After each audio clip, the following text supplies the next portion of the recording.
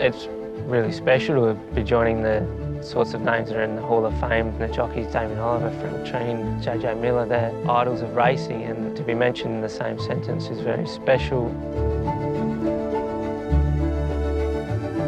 I'd never had to wake Damian up once. He always had his own alarm clock, got himself up, got himself going, and I think to this day he's very much like that. He's had his routine from a very early age. I must have been still in primary school and was short-staffed on the farm, and Mum asked if I'd come jump on one of the standardbreds to give a hand, and each morning before school I'd usually have time to get one worked.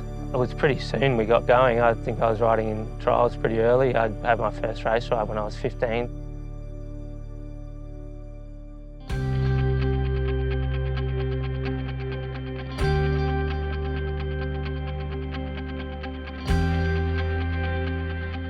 What do you recall of that first ride at Roburn on the dirt? I remember being nervous, and the pretty rickety old barriers there at Roburn, and yeah, it was a really good grounding. I mean, I wouldn't have had it any other way.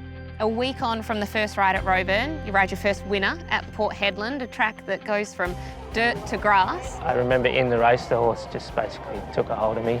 He was a short course horse that went quite quick out in front, and he just took hold, and I must have led up by 6 or 7 lengths at one point, and he fell in by about half a head. He did the steering on that occasion, the horse. When did it start to feel like, you know, you were getting the hang of this jockey thing? Sort of got to around 17, and when I then decided to, if I was going to keep improving, I needed to take another step. And that next step is to go over to Melbourne. You're 17 years old, you don't have a driver's licence. What was that like? There's so many moments where things not take a turn, but pivotal moments that just could have changed everything, and that was obviously one of the biggest ones for me.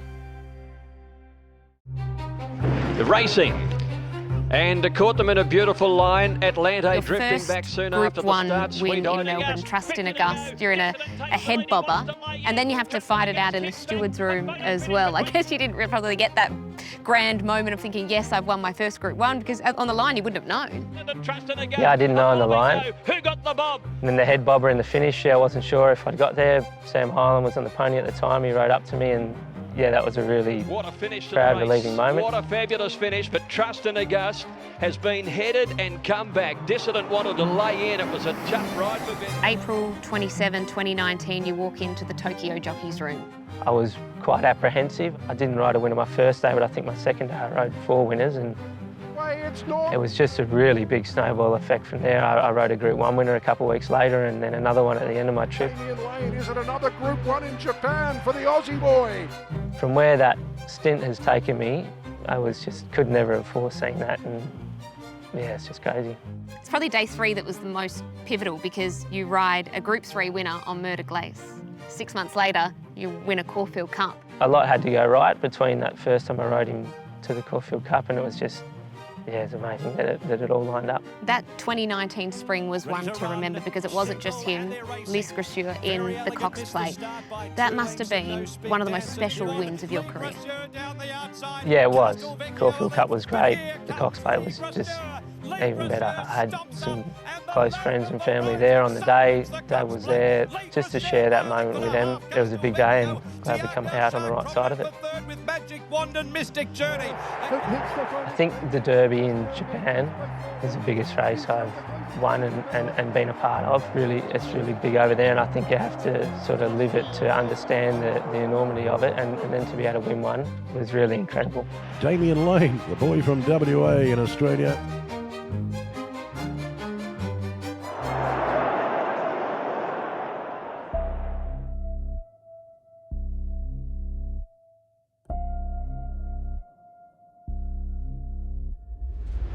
Has having a baby changed your approach at all when you come home and I guess you put the day's racing aside?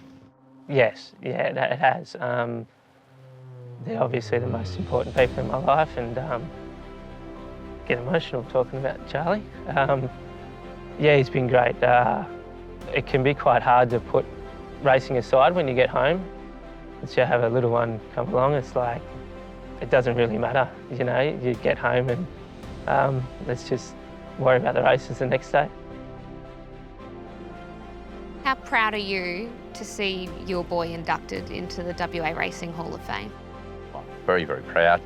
Another proud moment he's given us and my family.